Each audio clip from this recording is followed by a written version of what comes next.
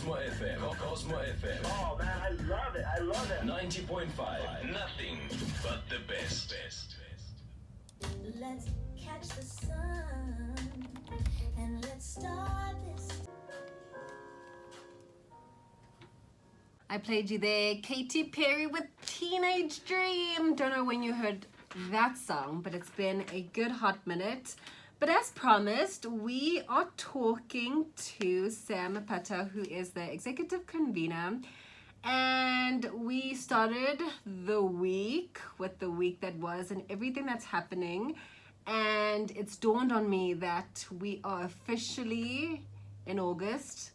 And time is moving, and I just feel like I'm getting so many gala dinner events and things are moving, and it's like, whoa, you know. So we do happen to speak to Sam, who's going to tell us a little bit about what Corporate Affairs Africa is doing and why they happen to be doing it. So Sam, if you want to introduce yourself a little bit and just tell us what it is that Corporate Affairs actually does. Thank you very much, Amina, for this opportunity to speak to you and your audience on Cosmo FM. So, like you rightly said, Sam Apata, the Executive Convener of Corporate Affairs Africa, and the main objective of the organization or the initiative basically is to advance collaborative impacts. And what that means is that the corporate affairs professionals across the continent of Africa, we bring them together under a platform to advance socio-economic impacts. And the reason is because part of the major responsibilities of corporate affairs professionals is to, see to not just how the company makes money, but how it makes impact on the planet and in the lives of the people. So when we look at something like, social license or social contracts, that sits at the heart of corporate affairs division across different organizations. And we as Corporate Affairs Africa, we are advancing such impact and sustainability in the ecosystem. So that's what we do. And I have come to be the privileged executive convener of that in the continent. I love that. So purpose and excellence. So I know this year's theme is honor and elegance. What does that look like in practice beyond the stage and the awards of the people that you're actually honoring? Thank you for the question. I mean, look, what that looks like is for every organization, there is a team building relationships, communicating with integrity, and managing reputation and creating shared value for the organization. And like I mentioned earlier also, every organization exists within a community and amongst its people, and they have responsibility to that society, the community, and the people. And the team that drives that impact and sustainability and engagement and communicating with integrity is the corporate affairs team within an organization. And we, as Corporate Affairs Africa, then we started looking at the space, since 2024 when we started. And we're like, okay, we see that companies and organizations are more attuned to the need of the people beyond profits. Right. And that is how we started looking at, that is how we created the Corporate Affairs Africa Awards.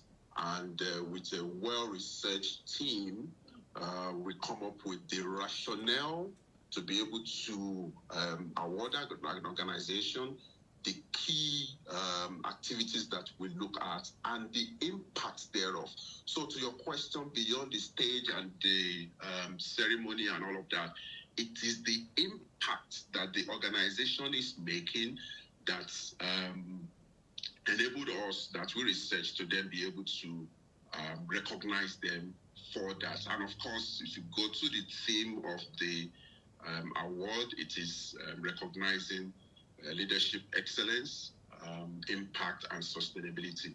And that in itself, speaks to the reason why this award exists beyond the ceremony and the stage and the merry, if you like.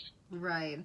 And I guess that extends to why it's on Women's Day as well. So how was the event intentionally creating space for recognizing and elevating women in leadership? Once again, thank you.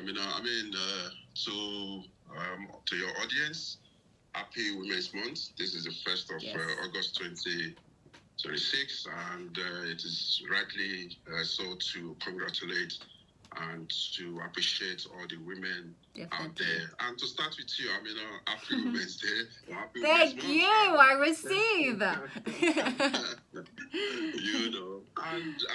look, back to your question, women and why we staged, the award ceremony on Women's Day, which is the 9th of August in South Africa, Women's Day. It is because I personally, as the privileged executive convener, I've been engaging a lot across different organizations in the continent. I've been engaging, with the corporate affairs divisions. And I then noticed that there are more women that I would engage with, more than men, as it were. And also research even back that up, that the corporate affairs workforce, there are more women in this space, although when it comes to leadership in the space, it is still argued that there are more men in that space, in the leadership space. But when you look at the workforce itself, over 60% of the workforce in the corporate affairs are women. And, we then thought, 9th of August would then be a great day to be able to convene the women in the corporate affairs, to celebrate them, to recognize them for the great work that they are doing. If you look at the subsets of the corporate affairs division, we're looking at the PR department, the communications department, the brand and marketing department. You see, female faces and gender in that space, compared to men. So we have chosen that 9th of August as the day that we should celebrate these amazing leaders, female leaders that are leading the corporate affairs in the continent. Wonderful. And so for all our young professionals and listeners who may feel like they're not in the corporate space, how does the gala translate recognition into real opportunities and access? The way it does is through mentorship. The corporate affairs Africa, we're very intentional in that regard to ensure that the leaders in this corporate affairs space, they pass it forward by mentoring young professionals that are coming into the space. In fact, talk about young people and access. We have a category that is dedicated, to emerging corporate affairs professional, and that is celebrating the achievement of up-and-coming corporate affairs professional who have shown exceptional promise and impact in their early career within the space. So, and of course, the second art that I wear is I'm also the convener of 67 CEOs Foundation, and one of the core objectives of the organization is mentorship. And the experience, having run the organization for over a decade, the experience when it comes to mentorship that I've been carried forward, into the corporate affairs space. So it's mentorship, it's education, and it's ensuring that the young people that are coming into the corporate affairs space are well, developed by the leaders that have years of experience. And then lastly, Sam, we've spoken that it's not all about PR, right? It's about the fact that work is done, whether cameras are there, whether a press release is sent. So how does Corporate Affairs Africa ensure that the leaders that we are coming together to honor are driving meaningful and real impact across the continent? No, look, the award is not a popularity context. Wonderful, yeah. It's not a popularity context. In fact, people that are going to experience the award and gala, some will be shocked that, okay, how did we arrive at exactly awarded? It's because we were and very thorough in the selection of those that are going to be recognized and awarded and celebrated that night. And what we look at is the impact. It's not because look, we are in the age of social media now. People, show all kinds of things. And for us, we are able to separate the noise from the impact that these leaders are truly making. So again, it's a well-thorough, well-researched selection that we've done across the continent, and that is what we are going to be recognizing and celebrating on the 9th of August 2026 at Merrill's Marriott Hotel at Merrill's Arc in Johannesburg. Well, we certainly can't wait, and we'll certainly be there.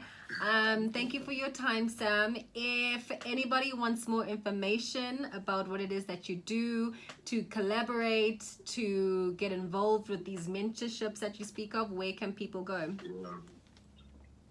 Thank you, Amina. They can go to www.corporateaffairs.co.za or www.corporateaffairs.africa. So those two website addresses are available for them to be able to do so. And our contact details are on the website, emails and phone number. They can get them on the website and they can contact us.